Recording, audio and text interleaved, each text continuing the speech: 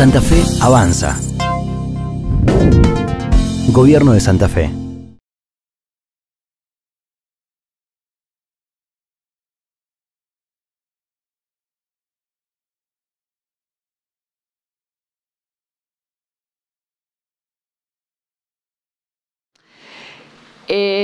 A mí me interesa trabajar mucho y yo siempre trabajo con los alumnos a partir de interrogantes. Les comento un poco que mi formación tiene que ver no solo con el campo de la comunicación, sino yo creo que en estas experiencias de ponernos a pensar juntos, tiene que ver también que mi primera formación y mi primer trabajo fue como profesora de enseñanza primaria. Trabajé 10 años en la enseñanza primaria y siempre me quedé enganchada con el tema de la educación. Esto que me dice él, que yo sigo trabajando con el tema de la educación y después, bueno, a partir de la universidad, la formación,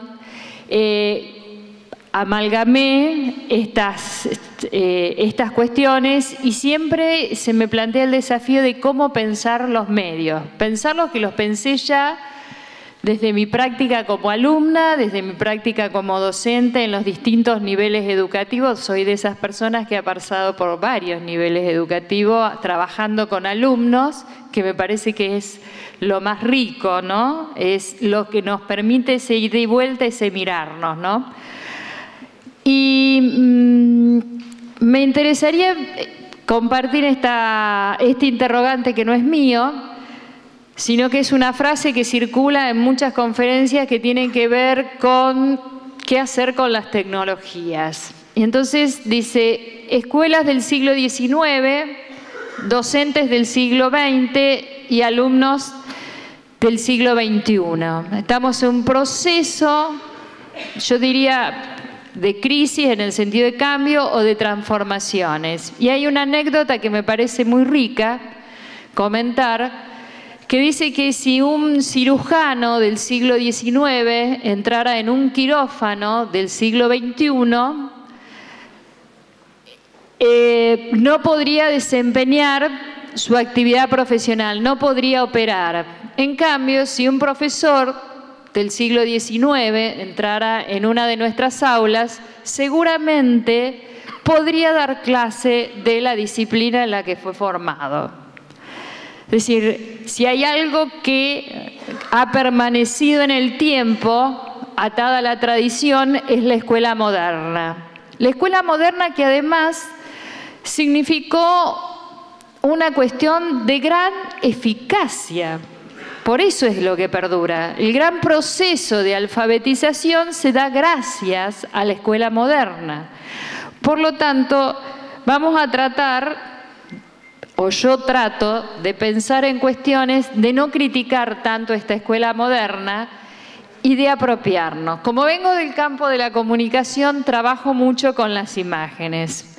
Si bien el uso de un PowerPoint muchas veces repite la lógica más tradicional de los usos didácticos. Por ejemplo, no me atreví a utilizar otros recursos como son el PRES y demás porque están por internet. Y uno todavía desconfía mucho de las tecnologías de la información y hacemos bien en desconfiar y no garantizarlo.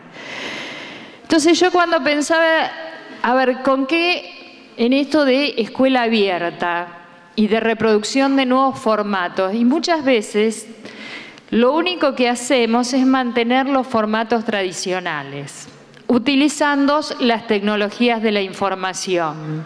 Es decir, repetimos esta educación bancaria y lo único que tratamos de hacer esta cuestión de lo más entretenido. Y así, por ejemplo, usamos películas y ahuyentamos a nuestros alumnos del gusto por el cine. Es decir, que vamos a ver una película es aburrida, ¿no? Tengo que ver un videoclip. Pero la culpa también pasa por nosotros. Esto de la cultura de la culpa es muy común en nosotros.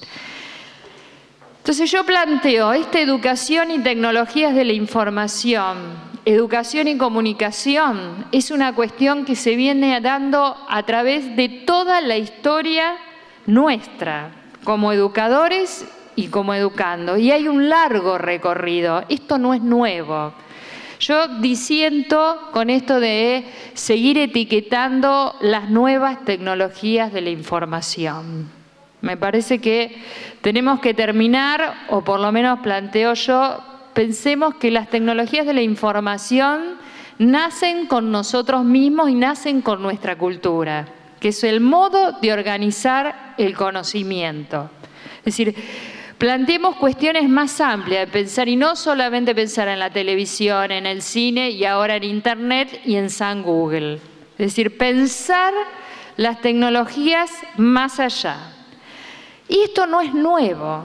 Es decir, aquellos que cursamos la escuela primaria y secundaria en la década del 60 y 70, ya vivimos atravesados. A ver, ¿qué hacía nuestro maestro con pasar una filmina, una película? La videocasetera fue después. Es un largo recorrido donde las tecnologías están presentes como modo de producir y transmitir y comunicar el conocimiento. Entonces me parece interesante revisar que esto es una marca que nos atraviesa desde los orígenes mismos de la educación. No me voy a ir tan anteriormente como Comenio, pero sí me parece interesante rescatar algunas cuestiones que nos pueden servir para pensar esto de la escuela abierta, otros formatos áulicos. Freinet, en la década ya del 20 del siglo pasado, porque ya estamos en un nuevo siglo, del siglo pasado, aunque nos cueste decirlo, él planteó como una alternativa a su situación de docente, que tenía problemas de salud, la posibilidad de, en las primeras décadas, tratar de generar otros formatos educativos con sus alumnos que eran de regiones rurales, de situaciones rurales. Él va a Suiza y hace todo estudios sobre educación abierta, escuela abierta. Cuando vuelve, todo lo que le habían enseñado no lo podía aplicar en la ruralidad y con los recursos culturales de su comunidad. Entonces, lo que él va a conseguir es llegar a juntar unos fondos y comprar el mimeógrafo, que más de uno de nosotros ha luchado con eso o ha trabajado alguna vez. Y lo que implementa es el periódico escolar. El periódico escolar, que todavía lo seguimos trabajando en la actualidad, pero lo piensa de otra manera el periódico escolar. Lo piensa el periódico escolar como la posibilidad de producción de conocimiento de sus alumnos. Es decir, que los alumnos realizaran la transmisión del conocimiento a partir de esas publicaciones. Pero esas publicaciones no quedaron en el ámbito de su escuela, sino que él comenzó a difundir esas publicaciones en el pueblo. ¿Por qué? Porque era un pueblo de escaso capital cultural, diríamos, a modo de Bourdieu, ¿no? Entonces empezó a difundir eso, y no solo que lo difundió en su lugar, sino que también esas publicaciones llegaron a los pueblos aledaños. Ese formato fue tomado por otros docentes de otros lugares. O sea que ya el tema de los medios de comunicación aparecen muy prontamente, esto de los medios masivos de comunicación. Ese es un ejemplo.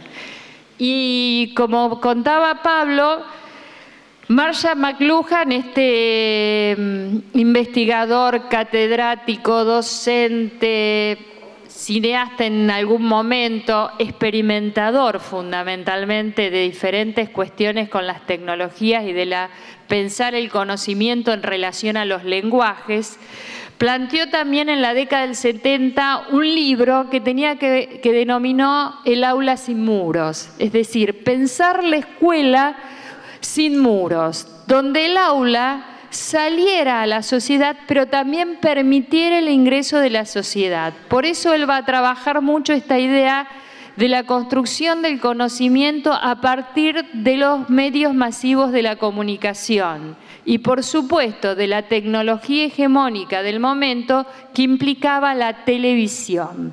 Además, él tuvo la capacidad de poder imaginar la aldea global, la sociedad de redes, y pensar desde un modelo utópico y muy criticado en su momento también, de una posibilidad de distribución del conocimiento y de una sociedad más democrática a partir de la circulación del conocimiento de las redes. En ese momento no estaba el desarrollo técnico de las redes, pero él lo pudo imaginar y pensar este proceso que después se va a consolidar con la globalización, en lo cual podemos encontrar muchas críticas también a los modelos de la globalización cultural.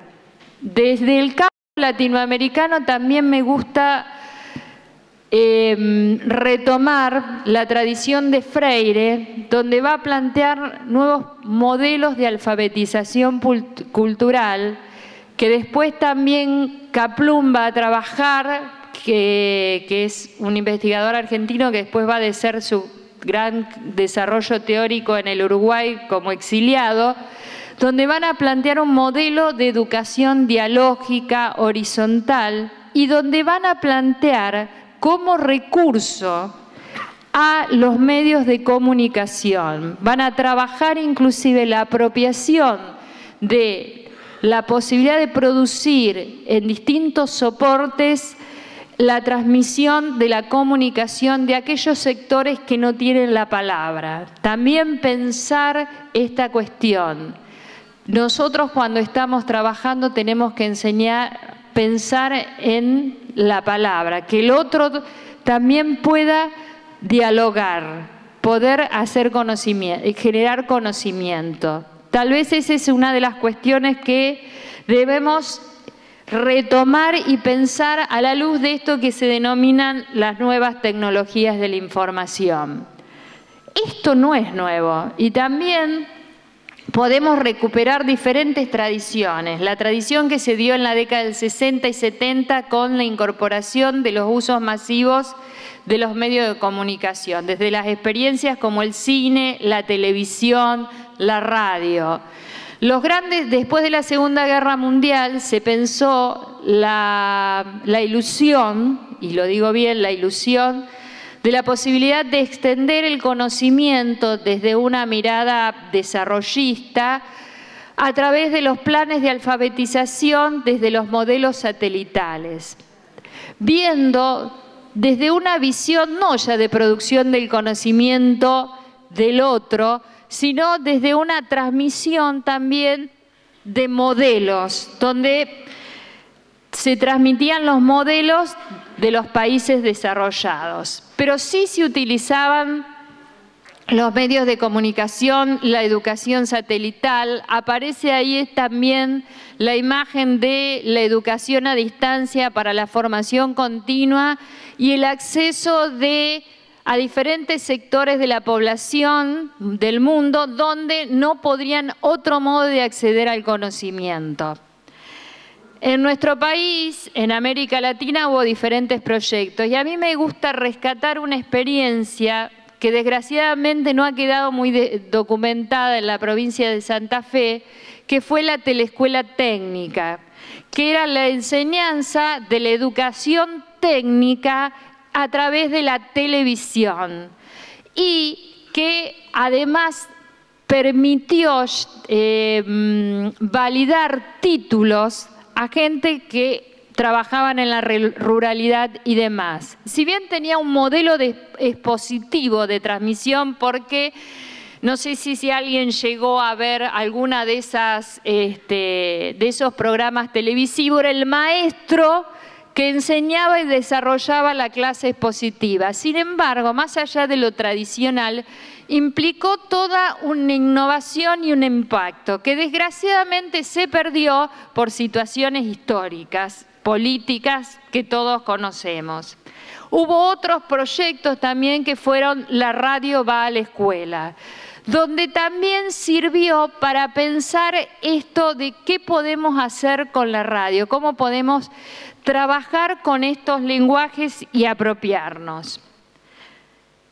Después llegaron la década de los 80 y los 90 con todo el desarrollo, bueno, de la inclusión de las primeras computadoras, los programas informáticos, la enseñanza con ese programa famoso de la tortuguita que resultaba totalmente aburrido y donde se pensaba que la enseñanza de la computación tenía que ver exclusivamente con ese lenguaje informático.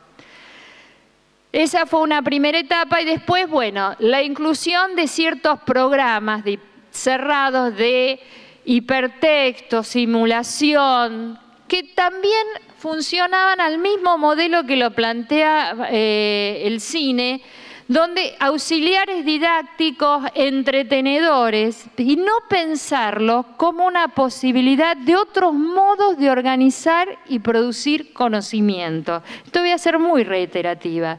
Es decir, ¿qué estamos haciendo? ¿Qué en la escuela? ¿Qué es lo que aprendemos? A leer y escribir. Hoy, ¿qué tenemos que aprender? Además de aprender a leer y a escribir, a sumar y a restar. ¿Cuáles son las competencias que demanda esta nueva sociedad? Hoy tenemos que pensar en las alfabetizaciones del siglo XXI. No es menor, ya estamos pensando y hay toda una serie de documentos, alfabetizaciones para el 2050. Más allá de los eslogans marketineros, tenemos que ponernos a reflexionar sobre todo en una cuestión. Me parece que no podemos pensar estas alfabetizaciones sin pensarlo en una dimensión social y cultural, en una dimensión histórica y también en las múltiples modalidades de lenguaje. ¿Qué hablamos cuando hablamos hoy de lectura y escritura? Es interesante ponerlos a pensar qué entendemos nosotros hoy por enseñar a leer y escribir. Me parece que es una de las cuestiones que tenemos que empezar a reformularnos en las escuelas. Lo que enseñábamos hace 10, 15 años atrás, ¿es suficiente? El problema es cómo lo enseñamos y lo que si seguimos reproduciendo encima lo estamos enseñando mal. Porque los chicos escriben con faltas de ortografías totales. Antes por lo menos poníamos los acentos. Era mucho más eficiente, o tal vez ahora es mucho más complejo pensar las alfabetizaciones en la actualidad. Estamos en lo que se denominó, podemos buscar sociedad de la información, sociedad del conocimiento, sociedad red.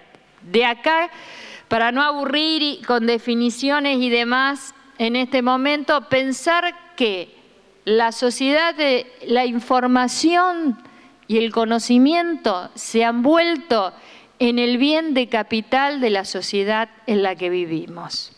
Acceder al conocimiento es lo que nos permite estar en el mundo.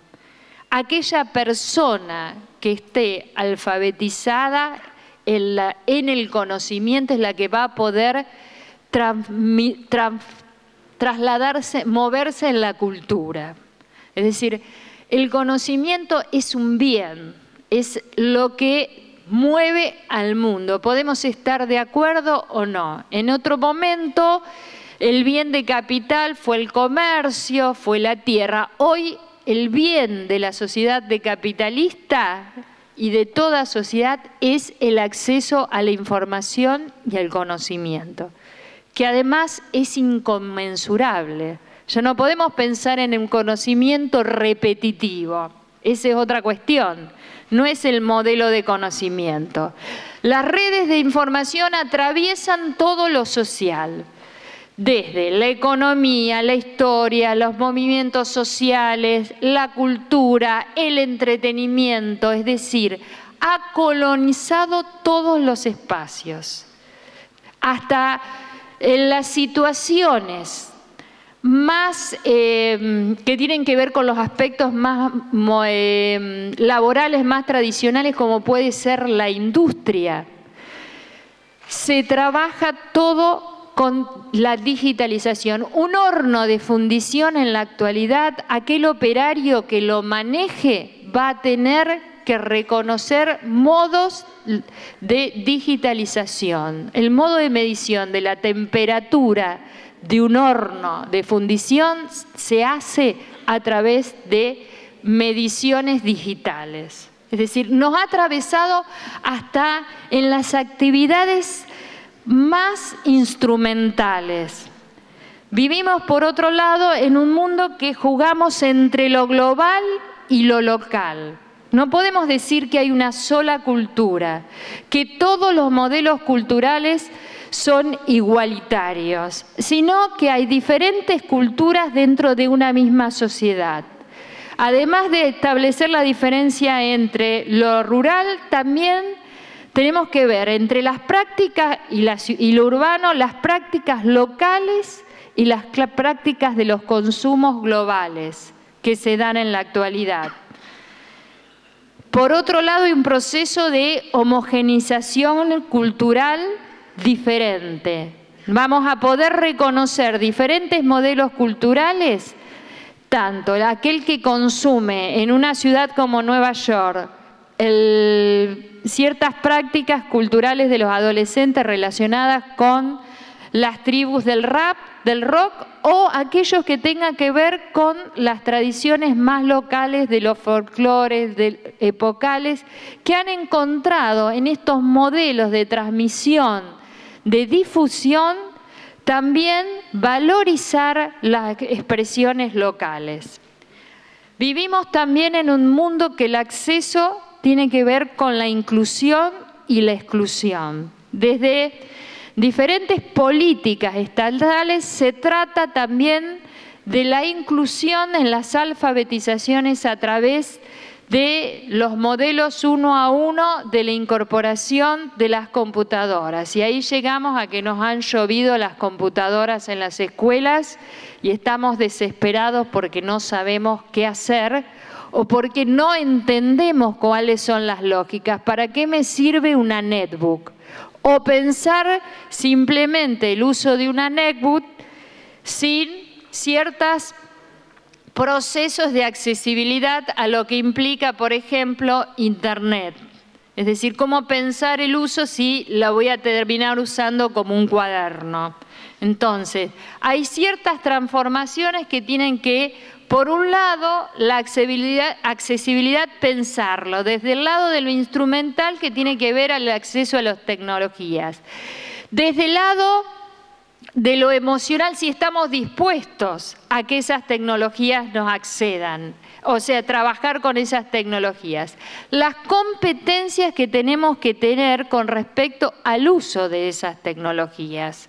Es decir, cómo aprendemos nosotros a trabajar con las tecnologías, como además nuestros alumnos han naturalizado su uso, tal vez por no la accesibilidad a la cuestión del uso del soporte de la computadora, pero ciertas prácticas que tienen que ver con preparaciones culturales que sirvieron para comprender este ecosistema de medios que van desde el uso de la radio, la televisión, aquello que fue el Walkman en su momento, el uso más privatizado de estas tecnologías, a donde lo que ellos lo usan cotidianamente, que es el celular, ¿no? Entonces, ahí nos tenemos que poner a pensar qué son las tecnologías. Y en esto, siguiendo a McLuhan y a toda la tradición de los estudios literarios ingleses y los estudios de consumos culturales tanto latinoamericanos, pensar las tecnologías como lenguajes. Como lenguajes que organizan la organización, el conocimiento y que además se necesitan ciertas experticias para poder utilizarlos, transmitirlo y transmitir ese conocimiento. ¿Cuál fue el primer lenguaje que creamos desde la cultura? Fue la oralidad. Es decir, esa es la primera tecnología de la información. La oralidad, la escritura, el lenguaje matemático, el lenguaje científico, el lenguaje artístico. Y en el siglo XX aparece el lenguaje de las computadoras y el lenguaje digital que atraviesa todos los otros lenguajes. ¿Por qué decimos que el lenguaje digital atraviesa todos los lenguajes? Porque tanto la oralidad como la escritura se ha podido transformar en sistemas de 1 y 0, donde hemos podido transformar esa escritura y la hemos podido virtualizarla en diferentes soportes, igual que el lenguaje musical, el lenguaje artístico, la matemática y el lenguaje científico. Es una de las características del lenguaje digital. El lenguaje digital permite la convergencia de los lenguajes. Es decir, yo acá, en este aparato técnico, puedo tener la convergencia de todos los lenguajes. Y a eso es lo que están acostumbrados o naturalizados nuestros alumnos. Así como nosotros tenemos naturalizado el lápiz, el cuaderno, ellos tienen naturalizado este modo de acceder al lenguaje. Por otro lado, constituyen modos de organización del conocimiento y de la información, como lenguajes. Son también representaciones del mundo, es decir, forman parte de nuestro entramado cultural, organizan la construcción simbólica de nuestro mundo cotidiano. Nosotros nos levantamos con un reloj, con la televisión, con un celular, vemos diarios, aquellos que no leen diarios tienen toda una circulación de lo que implica la publicidad. Estamos en un mundo mediatizado por estos lenguajes donde ya nos resulta muy difícil pensar dónde empieza o dónde termina la enseñanza de la oralidad, la escritura, el lenguaje digital, el lenguaje de la imagen. Es decir, ¿dónde empieza y dónde termina? ¿Cómo enseño esto? Antes lo teníamos más claro. Yo enseñaba a leer y a escribir. Y tenía las reglas gramaticales y las reglas ortográficas. Hoy en la actualidad nos encontramos dentro de un ambiente cultural de una hibridación de estos lenguajes que afectan, por lo tanto, nuestras esferas de conocimiento y también de comunicación. Yo en esto voy a ser reiterativa porque no podemos pensar conocimiento sin la posibilidad de comunicación. Es decir, aquello que no podamos comunicarnos, ¿es conocimiento o es información? Aquello que yo no pueda manejar, manipular, expresarme, ¿es conocimiento o es información? Esas son las grandes discusiones que aparecen en este momento. Es decir, ¿qué entendemos nosotros por conocimiento? Cantidades de información es imposible. Si nosotros leyéramos la estadística de la cantidad de información que se está produciendo en este momento, diríamos, nunca vamos a poder enseñar, ni estudiar, ni aprender. Entonces, ahí tenemos que plantearnos cuál es el lugar de las aulas hoy, cuál es el lugar del maestro, cuál es el lugar de la escuela. ¿Vamos a seguir reproduciendo conocimiento? Es imposible. Y entonces, ¿qué entendemos por tecnologías de la información? Y fíjense, no podemos dejar el libro. Es decir, el capital cultural al cual la escuela, la sala debe pensar, el libro no se puede dejar de lado. Es una parte fundamental en el conocimiento. La industria editorial actual, si leemos las estadísticas, es la mayor en el momento de la historia cultural humana. En la mayor etapa de reproducción de libros. Lo que hay que pensar es la lectura. Los medios de comunicación, la radio, el TV, el cine, la computadora, las redes informáticas, los videojuegos, los celulares. Es decir, tenemos una convergencia tecnológica. Yo tomé la imagen del celular, ¿por qué? Porque si nosotros pensábamos en un momento dónde íbamos a aprender en la computadora y demás, hoy los celulares, inclusive no los celulares inteligentes, los smartphones y demás, los chicos organizan sus rutinas cotidianas en los celulares. Bajan aplicaciones que también tenemos que empezar a mirar porque son modos de organizar el conocimiento. Categorías, organizan categorías a través de categorías. Son categorías aleatorias, son modos de simbolizar que nosotros estamos quedando afuera. Es decir, pensar qué están haciendo, cómo organizan esa cuestión. Los chicos toman fotografías, se comunican, más allá que uno pueda criticar el modo en que transmiten los mensajes de texto. Es decir, ahí queda el lugar de la escuela, es el lugar del aprendizaje de la lengua. El lugar del entretenimiento lo tienen por fuera de la escuela si pensamos en la función. Pero es decir, cómo rescatamos ciertas cuestiones que tienen que ver con los aprendizajes que se hacen por fuera de la escuela. ¿Con qué nos encontramos? Hay dos categorías de moda que han aparecido, que inclusive son muy cuestionadas, pero me parece interesante retrabajar, que son las categorías de nativos e inmigrantes digitales. Prensky las va a definir justamente como las generaciones nacidas en las últimas décadas con una gran disponibilidad de accesos tecnológicos diferentes. Pero que estos accesos tecnológicos van a traer modos de organizar y diferentes también, de competencias cognitivas diferentes. Es decir, nos tenemos que preguntar, estos accesos a los modos de comunicación y a los modos de organización de la información son diferentes. El acceso es un aprendizaje no por inmersión, es decir, que hay una inmersión en el sentido de que ellos también los comprenden como ambienten a estos dispositivos tecnológicos. Es decir, a ellos les facilita el manejo. Si nosotros vemos un chico de 1 o 2 años y lo sentamos frente a una computadora, vamos a ver que la va a poder manipular fácilmente, porque el modo de organización y disponibilidad de las interfaces de la computación tienen que ver con un modo de aprehensión intuitivo.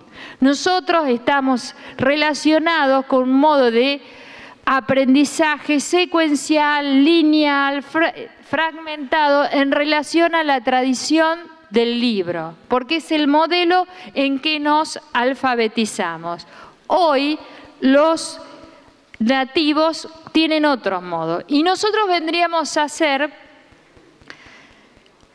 los inmigrantes digitales, aquellos que debimos aprender a usar estas tecnologías, aprenderlas a usar con esquemas de pensamiento relacionados con una tecnología de la información secuencial, donde tenemos que, para entender, pensar principio, un texto, principio, desarrollo y desenlace, mientras que las nuevas generaciones organizan todo por síntesis, relacionado más con la tecnología o con la imagen. ¿Se dan cuenta? Con la organización de la imagen. También esto también se tiene que poner en discusión, porque en el ámbito educativo todos tenemos algo de nativos y todos tenemos algo de inmigrantes. No hay que decir, bueno, ellos son los que saben todas las tecnologías y nosotros no. Nosotros tenemos mucho conocimiento de lo que implica la tecnología relacionada con la imprenta, el libro, la literatura, la escritura, los modos de comunicación tradicionales y el conocimiento de la disciplina en que nos hemos formado. Es decir, es otra cuestión también importante. El valor de la educación actual también tiene que rescatar la formación disciplinar, que está atravesada también por los modos de organización del conocimiento específico de nuestra disciplina. En eso es donde nosotros no somos inmigrantes, somos los nativos y ellos sí son los inmigrantes. Entonces, un poco también es reconocer. Y hay un concepto que trabaja María Teresa Lugo de vernos a nosotros, que a mí me parece interesantísimo, que somos como los colonos en el mundo digital. En aquellos que, así como llegaron los colonos a los territorios desconocidos y trataron de adaptarse, aprender, reformular además todo lo que traían de sus conocimientos, de sus tierras, y trabajarlo y superar además aquellas cuestiones desfavorables al ser extranjero. Cambiar su lengua, adaptarla, recuperar también sus propias tradiciones y compartirlas con estos nuevos espacios. Ahí me parece una idea muy interesante esta cuestión, que permite achicar ese miedo muchas veces o esas expectativas que hay entre los docentes y los alumnos, ¿no? Salirnos del lugar de la queja y del lugar, bueno, nosotros no sabemos y por lo tanto no nos animamos, sino también eso de la posibilidad de compartir. ¿Qué características tienen nuestros alumnos? Y que ellos viven y construyen su subjetividad, como decía la profesora, la importancia de pensar cómo construyen su subjetividad y su identidad a través de las redes sociales. Las redes sociales ya son parte de su mundo real. Su modo de interactuar, de construcción de sociabilidad, pasa por las redes sociales. Para contar anécdotas, los que tenemos hijos adolescentes, preadolescentes y niños, decir, de golpe uno ve que ya organizaron una salida. Y decir, pero si no sonó el teléfono, ¿cómo te la organizaste ya? Y a través de mensajito de texto, ni siquiera, es decir, esto no tiene que ver con el acceso a un teléfono, a un smartphone. El teléfono celular más limitado en accesorios, ellos organizan. El modo de organizar la red, el encuentro, pasa también por acá. Ellos construyen lo social. No es una cuestión de accesibilidad a soporte técnico de mayor desarrollo o de la última moda tecnológica. Tiene que ver con las prácticas. Esto no inhabilita a lo social.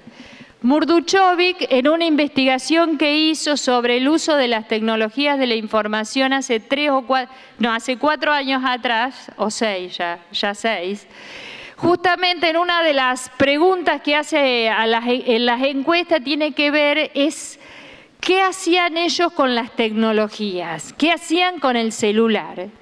¿Y para qué les servía? Además de entretenerse, jugar, lo que más valoraban en las encuestas es la posibilidad de hacerse reuniones que terminaban en encuentros cara a cara. Este mito que muchas veces nosotros tenemos, que cada vez estas tecnologías llevan más a la individualización, habría que ver. Si bien debemos afirmar que cada vez hay un consumo más privado en el orden de la familia de las tecnologías de la información. Pero eso no nace solamente con la computadora. La primera privatización del consumo cultural tuvo que ver con el Walkman y todos nosotros hemos usado un Walkman. Empecé a escuchar solo música para que no me hincharan, que estaba muy alto el volumen para ir por la calle acompañado. Esa cuestión de que hoy hablamos de las burbujas de ocio y demás. Esta cuestión de trabajar en multitarea, ellos pueden estar escuchando música, tener abierto el Facebook, tener el libro, estar mensajeándose, mirar televisión, comer y estar mensajeándose. Esa cuestión de que uno le pregunta con quién estamos, aquellos que todavía mantenemos ciertas prácticas de comer juntos en algún momento del día, eso, ¿con quién estás? A ver, ¿con quién estoy compartiendo? Claro, porque nosotros lo vemos y vemos que se están riendo. Y esta cuestión de la prótesis, que algunos los grandes la tenemos con el control remoto de la televisión, pero ellos la tienen con esa extensión. Entonces, esa cuestión, producir contenidos, mensajes, interacciones que tienen que ver con la posibilidad de las redes sociales. Más allá de que a nosotros nos desagraden el contenido que transmiten. Hay un proceso de apropiación de transmisión de contenido. Nosotros podemos decir, hay violencia, hay bullying, está el tema de la pornografía y toda una serie de riesgos que también dejan abierto estas ventanas al mundo. Pero más allá de eso, hay también otro modo de producción. Y de ahí hay que empezar a trabajar y de construir nosotros mismos a ver qué estamos viendo, ¿no? Y ver esto también como el terreno de juego y cómo se rompen estas cuestiones de las relaciones espaciotemporales que se dan y pensarlas, cómo atravesarlas en los nuevos formatos áulicos. ¿Cuáles serían los desafíos para las alfabetizaciones del siglo XXI? Menor tarea. Multiplicidad de lenguajes y multiplicidad de plataformas. La alfabetización tiene que darnos la posibilidad de trabajar con los alumnos todos estos lenguajes. Es decir, pensar además que, a diferencia de la escuela de la modernidad, que pensaba en un momento educativo que se terminaba con la educación formal, la sociedad del conocimiento plantea la educación continua, que está atravesada no solamente por las certificaciones tradicionales, sino que hay un aprendizaje que se da por fuera de la educación formal, por fuera de las instituciones. Es lo que han denominado Cobos y Moravec el aprendizaje invisible. No solo se aprende en la institución formal, sino que se aprende por fuera de la institución. Cómo valorizar aquellos aprendizajes que traen nuestros alumnos a la institución. Por ejemplo, todo lo que tiene que ver con el aprendizaje en el uso de las tecnologías que realizan a través de los videojuegos, a través de el uso de San Google, o San Wikipedia, donde yo bajo todo, que tiene que ver con modos de acceder a la información. Y fíjense que estoy diciendo acceder a la información. No estoy diciendo posibilidad de conocimiento. Esa es otra cuestión.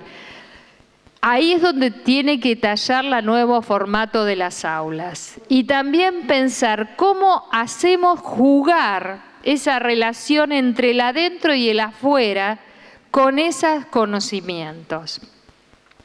Para dejar de lado el espacio de la cultura del recortar y pegar, del copy-paste, ¿no? Que está tan pensado entre nosotros. Y ahí, bueno, ahí en este gráfico fundamentalmente plantear aquellas cuestiones que tienen que ver, tienen a disposición diferentes organizadores del conocimiento, programas que están pensándose, ¿qué es el Google? ¿Qué son el Delicious? Estos son programas de organización de la información. Esa información se organiza a través de redes semánticas. ¿Cómo el alumno llega al primer espacio, que es el espacio de la información? ¿Se dan cuenta? Nosotros tenemos, ¿qué es lo que el alumno hace? Es buscar rápidamente información. Ellos desarrollan estrategias que nosotros no tenemos ni siquiera pensadas en el modo de acceder rápidamente a la información. Es más, yo he detectado un nuevo uso del escáner y la red informática, que es escanear un texto y mandárselo a ay, no me sale la palabra. No un archivo. No, para copiar, ¿qué usan los chicos? Se escanean los machetes y se lo mandan por red. Ese es un ejemplo de cual, claro, yo le planteo, el que hizo el machete va a poder resolver la prueba porque hizo la producción de conocimiento. Los chicos han desarrollado mucho esto, como nosotros desarrollábamos en otros momentos. Son las tecnologías, más eso yo lo he visto porque me ha quedado escaneado en un archivo. El tema que se plantea es cómo se organiza esa información y ahí está nuestro desafío. Cómo nosotros desarrollamos estrategias entre nuestros alumnos que les permita organizar esa información. ¿Se dan cuenta? Para terminar en el ciclo de producción del conocimiento. Una importancia o un salto cualitativo en todo lo que es el lenguaje digital y comunicacional tiene que ver con el desarrollo de la web 2.0. Como yo digo siempre, yo llegué a la computación cuando vino la interfase gráfica, vino el Windows o vino el Apple primero, donde intuitivamente me permitió acceder. Hice 20 cursos de computación, de informática en la década de los 80 y nunca aprendí nada. Siempre me olvidaba, el aprendizaje débil, ¿no? Bueno, ellos manejan mucho estas cuestiones. Entonces, plantear cómo se puede producir conocimiento a través de diferentes recursos, como los blogs, los multimedia, los wikis, donde aquellos conocimientos que nosotros podíamos traducir como un informe, lo podemos trabajar a través de estos entornos. Lo principal es que estos entornos, fundamentalmente, si encuentro acá, tienen que servir para producir y, al igual que hacía Freinet, publicar y comunicar. Es decir, el conocimiento, la valorización del conocimiento es cuando alguien me lee, cuando alguien reconoce lo que yo produje. Y estas son prácticas que venimos haciendo continuamente en la educación. Hay otras cuestiones que también se ponen en juego. Salir del ámbito de lo privado a lo público. Poner esta relación también de cómo las tecnologías de la información, hay una cuestión de formación de lo profesional. También se ponen en crisis otras cuestiones. ¿Qué es aquello de la autoría? Es decir, ¿qué pensamos cuando nosotros estamos recordando? ¿Cómo puedo producir conocimiento original que no quede en esta cuestión de el recortar y pegar? Y cómo pasar esta cuestión del perfil del consumidor de textos al productor de texto en múltiples lenguajes. Es ahí una cuestión que nosotros debemos encontrar el desafío. Para esto, me parece interesante decir, esto es muy lindo decirlo, y yo siempre digo, bueno, ¿y ahora cómo lo llevamos a cabo? Es una de las cuestiones.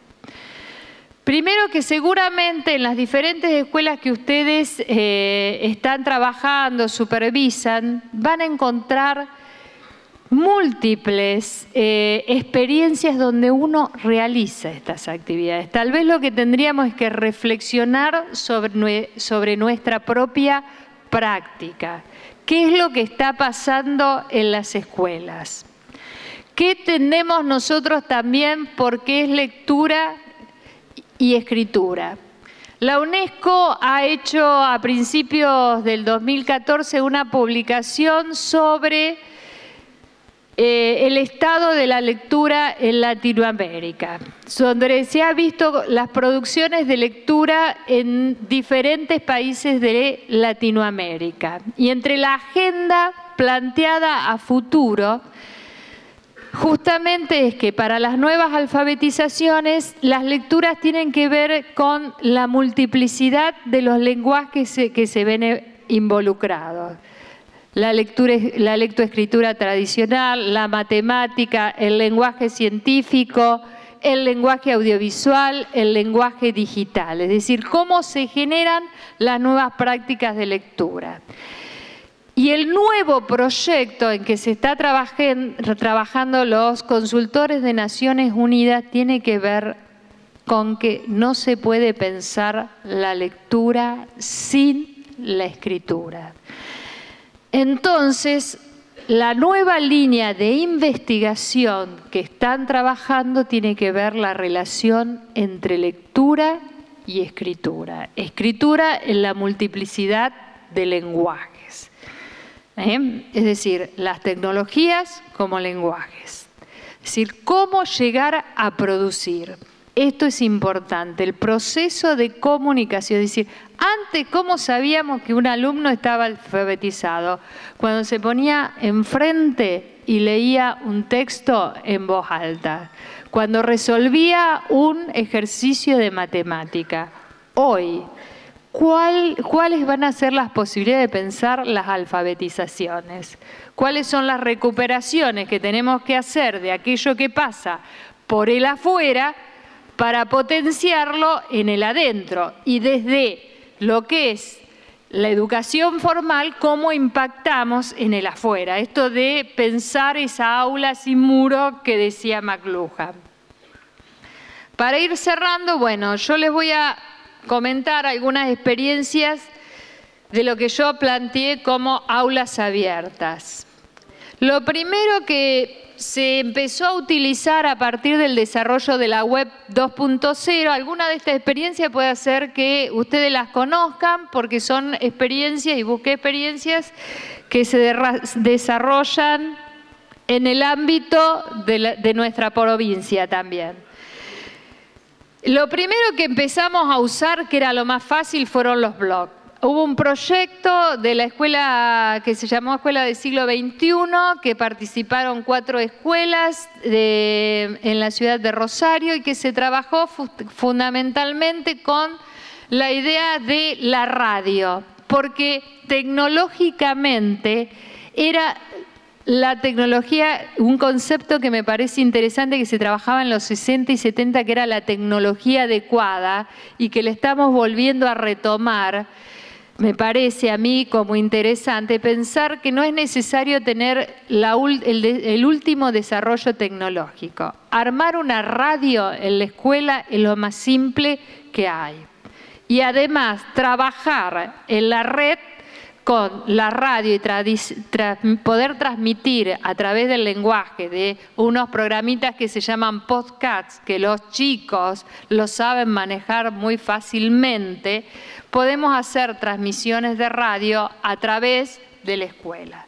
Eso se organizó en 4 escuelas, donde cada una de las escuelas hacía su proyecto en base a las necesidades, a los intereses, y organizaban sus trabajos de radio. Cuando estamos trabajando con la radio, estamos trabajando con la oralidad, un guión radial, la expresión, organización del conocimiento y demás. Esto es lo mismo que la radio que se hace todavía en muchas escuelas con un micrófono. El tema es que haya producción y no repetición. Creo que ahí está el desafío. Ese es un ejemplo. Otro ejemplo es una red que se armó de blog en su primer momento, que ya es vieja este ejemplo, que se llamó Telar, donde se compartían diferentes experiencias innovadoras de diferentes escuelas de todo el país y que después fueron atravesados por instituciones educativas de todo el mundo. Esto también de la necesidad frente al desasosiego que se nos presenta como docentes de qué hacer en este momento de transformaciones, de compartir las buenas experiencias, las buenas prácticas educativas. Un proyecto del que fui parte en el año 2007, financiado por el Ministerio de Educación de la Nación, nos presentamos con 4 escuelas con diferentes perfiles educativos, donde trabajábamos un proceso de alfabetización tecnológica, como se hablaba en aquel momento, y nosotros desde una perspectiva de decir, no, es una alfabetización de los lenguajes, de apertura de las aulas y demás, que organizamos una red de escuelas financiados por el Ministerio que nos permitió, por un lado, en 2 de las escuelas que no tenían los dispositivos tecnológicos, con los recursos, montar los dispositivos tecnológicos. Imagínense, el 2007 ni se hablaba todavía prácticamente del modelo 1 a 1, ¿no? Cómo han cambiado las cosas aceleradamente. Entonces, retrabajamos a través de diferentes proyectos el desarrollo de blogs educativos de las diferentes instituciones. Trabajamos también con la producción audiovisual. Una de las escuelas después ganó un premio a los 2 años siguientes sobre la producción audiovisual. Es una escuela del barrio Cerámica en Rosario, con serios problemas de violencia escolar y de violencia social en ese barrio. Una de las cuestiones que permitió también es por plantear el contacto con diferentes realidades a las 4 escuelas. Uno pertenecía a una escuela de Soldini, con una característica de un pueblo muy pequeño de la ciudad, no sé si es ciudad, perdonen si es ciudad y hay alguien presente, pero con las dimensiones urbanas de Soldini, con una realidad totalmente diferente. Eso permitió establecer ese contacto. Y también una cuestión interesante es llevar los chicos a la universidad. Nosotros, todos los encuentros que hacíamos de la escuela los llevaban a la universidad. Y eso es también salir de esta visión endogámica que tenemos como universitarios, de vernos siempre desde la teoría e ir a la práctica y que ver qué pasa en las instituciones. Por eso a mí me parece importante esta posibilidad de compartir con ustedes estos espacios, es decir, qué pasa en las escuelas concretamente y no alejarnos nunca de la práctica educativa en los diferentes niveles y llevarlos a las escuelas. Como resultado de este proyecto hubo la producción en cada institución de blogs, pero hechos por los alumnos, con las características propias de los alumnos, y la construcción de redes. Esto se organizaba también como proyectos. En la actualidad, nosotros presentamos, hay un proyecto que a lo mejor lo conocen del Ministerio de Educación de la Nación, que es los proyectos de voluntariado, que es el aporte de los alumnos universitarios a diferentes sectores como extensión de la sociedad. El año pasado nos propusimos como una demanda de un par de escuelas que hay en la ciudad de Rosario, es decir, bueno, si podíamos hacer algo, una escuela es la escuela Guido Hispano, que tiene la técnica de audiovisual, que creo que es la única que quedó en la ciudad de Rosario con la especialidad audiovisual, y con 3 escuelas más, Montessori, Soldado Argentino y una escuela privada que es el Complejo Alberdi, para trabajar la producción de audiovisual, y ya con esto voy a terminar, la producción audiovisual, es decir, la producción de noticieros televisivos. Esto, cada una de las escuelas, de acuerdo a los intereses, organiza temáticas o proyectos. Algunas de las escuelas, como la Guido Hispano, ya ha trabajado mucho el tema de lo audiovisual, inclusive muchos de sus audiovisuales han sido premiados. Tienen un canal por YouTube que es muy fácil de armar, que tiene que ver justamente con la posibilidad, donde ellos suben todas sus producciones. Nosotros armamos a través de lo que usan cotidianamente los alumnos, la red, en vez de blog, a través de lo que implica el Facebook. Un grupo cerrado de Facebook, en esta primera etapa, a través de la cual nos conectamos, tanto docentes como alumnos del nivel secundario, como los voluntarios de la universidad que van a trabajar a cada una de las escuelas, y en la producción de estos noticieros para el canal de YouTube que se va a armar en función de este proyecto. Ahí se están trabajando los múltiples lenguajes. No hay otro modo, y tiene que ver justamente con el espacio de la producción. En esto, y para ir cerrando, tiene que ver con la posibilidad de abrir nuestras aulas. Cuando abrimos nuestras aulas estamos diciendo, bueno, por un lado, que el alumno también se reconozca como productor en estos lenguajes, que se reconozca con la capacidad de transmitir y de comunicar, y también la posibilidad de interactuar con diferentes espacios. Esto ha llevado, por ejemplo, este último proyecto que estamos trabajando, a participar de encuentros dentro de la universidad, a espacios de formación en talleres, a talleres audiovisuales, a ir a trabajar con actores que le han mostrado el modo de participar y el trabajo del cuerpo. Es decir, hay múltiples posibilidades de que nosotros transformemos ciertas prácticas cotidianas. Pero vuelvo a decir, tiene que ver más allá del uso de la tecnología como instrumento, sino que pensar a las tecnologías como posibilitadoras del conocimiento. Recuperar las características propias con las cuales tenemos estos alumnos llamados, entre comillas, nativos digitales, y plantearnos como nuevos desafíos que también hacen necesario esta cuestión de trabajar 20, 30 años en las escuelas y salir de ese lugar cómodo y también repetitivo y aburrido y pensarnos en otros espacios y en otros planteos que seguramente tendremos que con el continuo evaluar, donde retrocederemos y avanzaremos, porque también esto es un modelo distinto de decir, bueno, y esto ahora también, ¿cómo lo evaluamos? ¿Cómo lo traducimos en un modelo de libreta tradicional? ¿No? Porque también estamos encorsetados en esta cuestión de la institución. Planteamos escuelas abiertas, pero el sistema de evaluación sigue siendo el tradicional.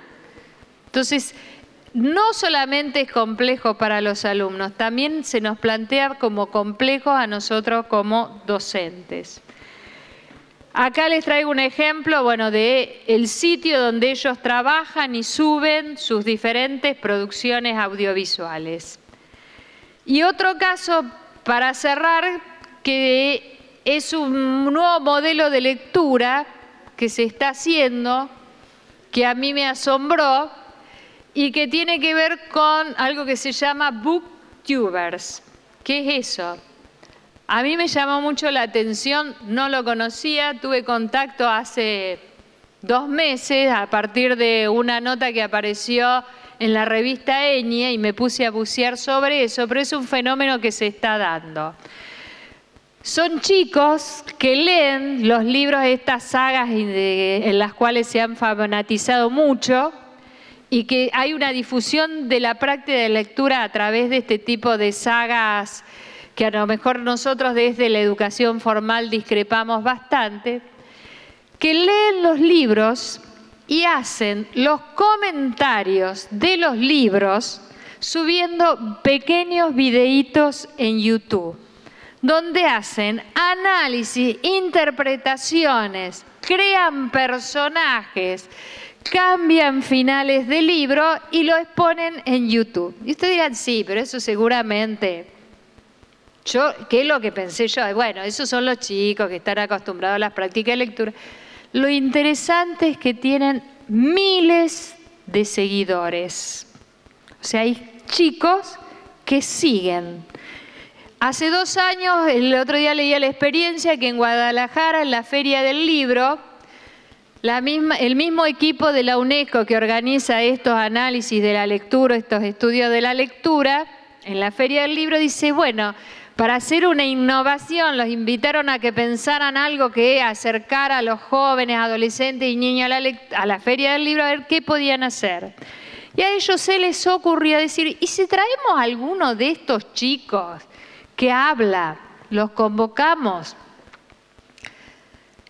Y dijeron que sí, se tiraron medio a esta cuestión loca que a veces hacemos los que nos interesan estas cosas y plantearon una inscripción vía web. El asombro es que primero habían destinado una sala muy pequeña dentro de la feria para que fueran algunos chicos. Después ocupó otra sala a medida que iban anotándose, registrándose, sindicándose, como dirían ellos. Tuvieron que tomar la sala principal de la Feria del Libro y poner pantallas afuera, porque había una comunidad de fans de los youtubers. Entonces, ahí debemos pensar qué es lo que se lee, qué se está leyendo, qué se está produciendo y cómo nosotros retomamos esas cuestiones para potenciarlas.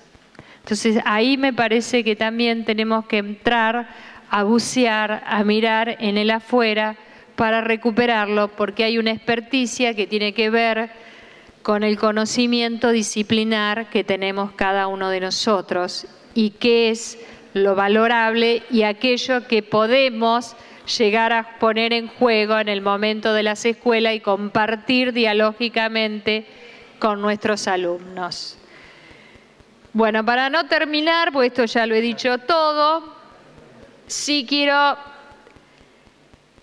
terminar con una interrogante como partí, si no se va.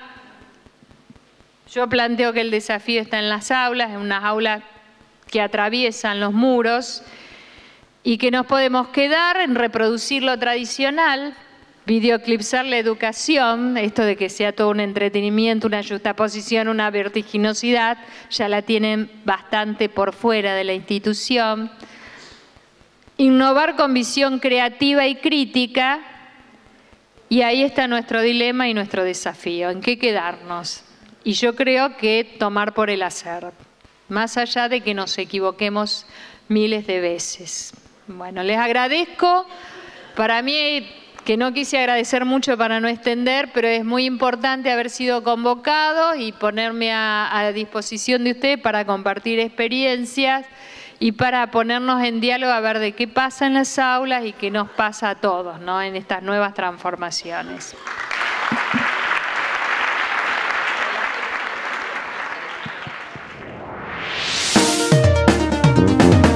Santa Fe avanza.